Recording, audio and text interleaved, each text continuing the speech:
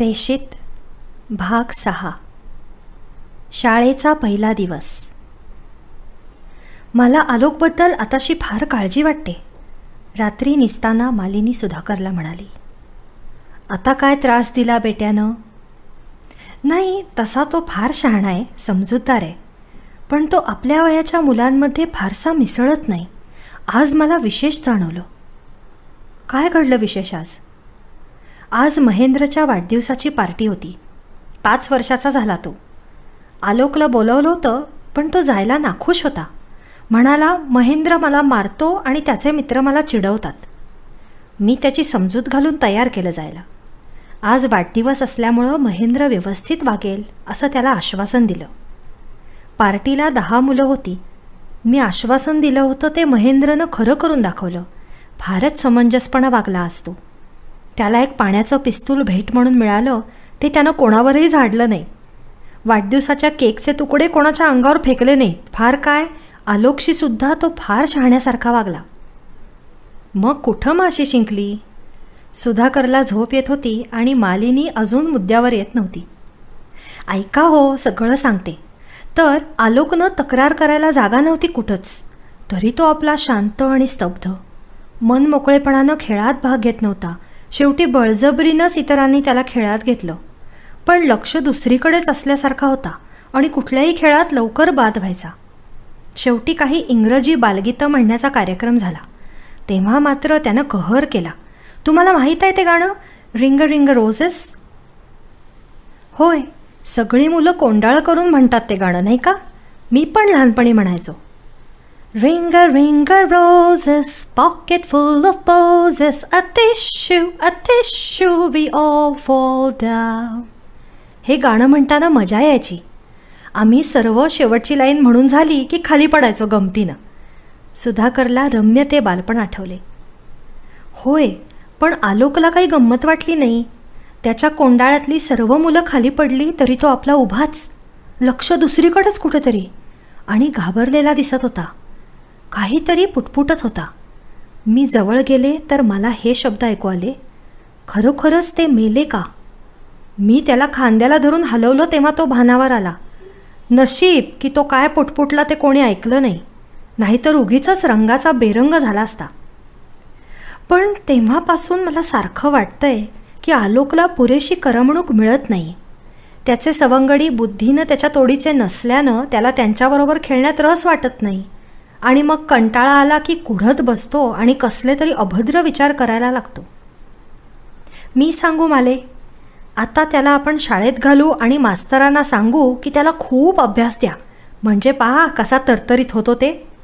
त्याची बुद्धिमत्ता इतकी आहे की तिला खाद्य मिळालं नाही तर भुकेला माणूस कासावीस होतो ना, तशी त्याची स्थिती होते. उद्याच घेऊन जाऊ त्याला शाळेत. अजून 5 वर्षांचा झाला नाही तरी नक्की त्याला प्रवेश मिळेल. झोप आता निशंकपणं. सुधाकरनं दिवा मालवला, पण त्याला झोप लवकर आली नाही. ज्या बालगीतामुळे आलोक अस्वस्थ झाला ते इंग्लंडमधल्या मध्ययुगातल्या परिस्थितीचे द्योतक होते. मध्ययुगात प्लेगची भयंकर साथ आली होती. शिंका देऊन माणसे पटापट मरायची. त्याला पुष्कळदा वाटे की अशा अभद्र परिस्थितीतून निर्माण झालेली ही गीते कालांतराने लहान मुलांना गंमत म्हणून कशी शिकवण्यात आली. पण आत्ता त्याच्या मनात हा प्रश्न नव्हता. त्याला जो प्रश्न भेडसावत होता तो हा की गंमत म्हणून म्हटलेल्या गाण्यातल्या शेवटच्या ओळीत आलोकला मृत्यूची छाया कशी दिसली. आज आलोकचा शाळेतला पहिला दिवस होता. याचा अर्थ असा नव्हे की आलोक घरून दप्तर घेऊन शाळेत गेला.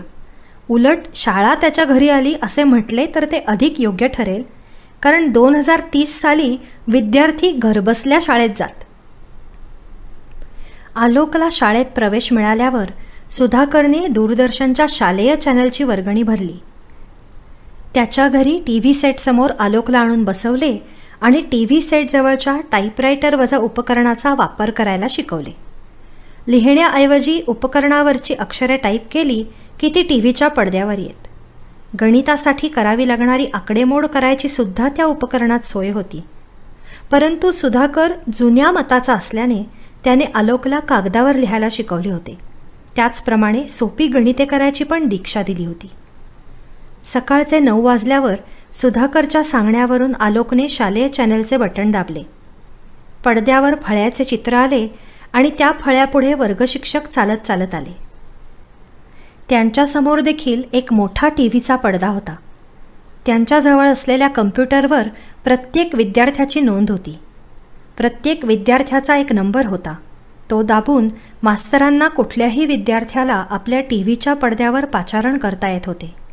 त्याचप्रमाणे त्या विद्यार्थ्याबद्दलची संपूर्ण माहिती, त्याच्या अभ्यासाचे रेकॉर्ड कम्प्युटरकडून त्यांना मिळू शके. जर त्यांना एखाद्या विद्यार्थ्याशी संभाषण करावेसे वाटले तर तशी पण सोय शालेय टीव्ही चॅनलवर होती. मुलांनो, गुड मॉर्निंग.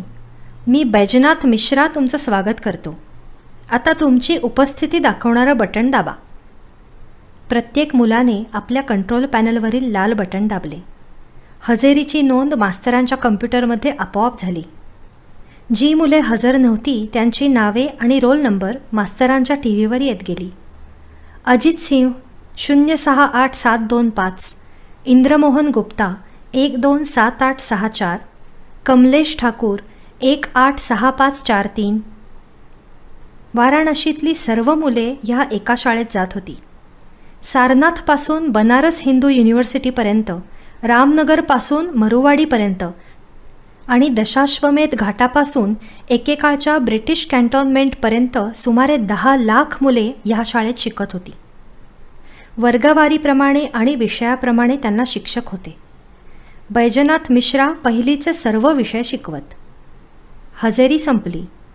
गैरहजर मुलांची चौकशी होऊन ती का हजर राहू शकली नाहीत ह्याची माहिती फोनवरून विचारली जाईल आणि तिची नोंद केली जाईल.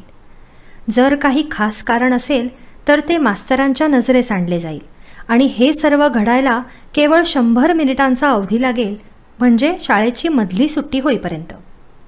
पण मिश्राजी त्यांच्या पडद्यावर उमटलेल्या एका नंबराकडे आणि नावाकडे पाहायला लागले. त्यांनी एक बटण दाबले. आलोक सुधाकर नाईक, तू आज पहिल्यांदा आमच्या शाळेत आलायस. सर्व मुलांतर्फे आणि माझ्यातर्फे तुझं स्वागत असो. तू आता आम्हा सर्वांना आमच्या टीव्हीवर दिसतोयस. आलोकने हात हलवून अभिवादन केले आणि मिश्राजींनी आपल्या क्लासला सुरुवात केली. तास गणिताचा होता. मास्तरांनी एक बटण दाबून सर्व विद्यार्थ्यांचे कम्प्युटर तात्पुरते निकामी केले, कारण ते आता जी गणिते देणार होते ती विद्यार्थ्यांनी स्वतःचे डोके चालवून सोडवायची होती. गणिते अशा प्रकारची होती. 40 ते 75च्या दरम्यानचे सर्व आकडे लिहा आणि ते किती आहेत ते मोजा. खालील अनुक्रमात वगळलेले आकडे शोधून काढा. 5, 12, 19, 26, 40, 54, 75. बेरीज करा. 567 अधिक 423, 396 अधिक 189, 231 अधिक 52. वजाबाकी करा. 231 वजा 185, 756 वजा 182, 503 वजा 23. गुणाकार करा. 15 गुणिले 235, 16 गुणिले 319, 9 गुणिले 81, इत्यादी इत्यादी. मुलाने सोडवलेली गणिते त्याचाच कम्प्युटर तपासून पाही आणि उत्तर बरोबर का चूक ते सांगे. अर्धा तास हा कार्यक्रम चालला होता. शेवटी मास्तरांनी सर्व प्रश्न सोडवून दाखवले. त्यानंतर त्यांनी नवीन पाठ शिकवायला सुरुवात केली. मधल्या सुट्टीला अर्धा तास राहिला तेव्हा मास्तर थांबले. ह्या शेवटच्या अर्ध्या तासात ते मुलांना परीक्षेदाखल 1-2 कूट प्रश्न देत. आज त्यांनी खालील गणित घातले. 1 पासून 100 पर्यंतच्या सर्व आकड्यांची बेरीज किती? हे गणित देऊन मास्तरांनी आराम खुर्चीवर अंग टाकले. 100 आकडे लिहून त्यांची बेरीज करायला मुलांना पुष्कळ वेळ लागेल हे त्यांना अनुभवाने माहीत होते. वेळ जावा म्हणून त्यांनी शेजारचे एक विनोदी पुस्तक वाचायला घेतले.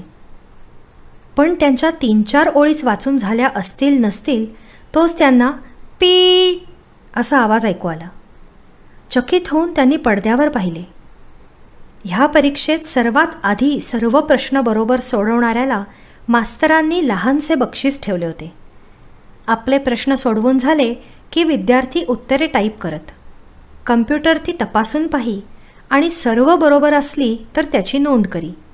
सर्वप्रथम येणारी बरोबर नोंद मास्तरांना कळावी म्हणून कम्प्युटर शिट्टी मारी. पडद्यावर हिरवा दिवा उघडझाप करत होता. खाली नोंद होती, आलोक सुधाकर नाईक, 3 मिनिटे 20 सेकंद. इतक्या थोड्या वेळात पूर्वी कोणीच पेपर सोडवला नव्हता. आलोक, अरे हा तर आजच शाळेत प्रवेश मिळवलेला नवा विद्यार्थी.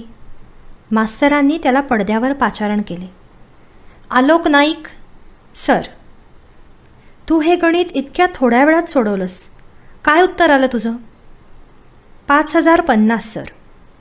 उत्तर बरोबर होते, असणारच, कारण कम्प्युटरने ते अगोदरच तपासले होते. पण मिश्राजींना उत्सुकता होती. तू इतक्या थोड्या वेळात 100पर्यंत आकडे लिहून बेरीज केलीस कशी? मी ते आकडे लिहिलेच नाहीत, सर. मग हे गणित सोडवलंस तरी कसं? त्यात काय अवघड आहे? 1 पासून 100पर्यंतच्या आकड्यांच्या मी 50 जोड्या पाडल्या. 1 आणि 100, 2 आणि 99, 3 आणि 98 अशा तऱ्हेनं. प्रत्येक जोडीतल्या संख्यांची बेरीज 101 भरते. अशा 50 जोड्या. एकूण बेरीज 50 गुणिले 101 म्हणजे 5050. मी आत्ता सांगितलं तसं हे गणित तोंडीच केलं. मास्तर थक्क झाले. त्यांना गणिताचा इतिहास आठवला. कार्ल फ्रिडरिच गाउस, 3 शतकांपूर्वीचा गणिती. असाच लहान असताना हाच प्रश्न ह्याच प्रकारे सोडवून त्याने आपल्या शिक्षकाला चकित केले होते. अशी प्रतिभासंपन्न माणसे क्वचितच जन्माला येतात. त्यांनी आलोकला विचारले, मी क्लासच्या सुरुवातीला दिलेली गणितंसुद्धा तोंडीत सोडवलीस का? होय, सर. मिश्राजींनी त्याला आणखी काही गणिते घातली. ती देखील त्याने त्यांच्या देखत तोंडी सोडवली. अखेर आलोकला बक्षीस जाहीर करून मिश्राजींनी मधली सुट्टी झाल्याचे जाहीर केले. सुट्टीनंतर त्यांनी आपल्या कम्प्युटरला विचारले, आलोकशिवाय आणखी किती मुलांनी ते गणित सोडवले? कम्प्युटरने उत्तर दिले, कोणीच नाही. मिश्राजींनी फोनवर सुधाकरशी संपर्क साधला.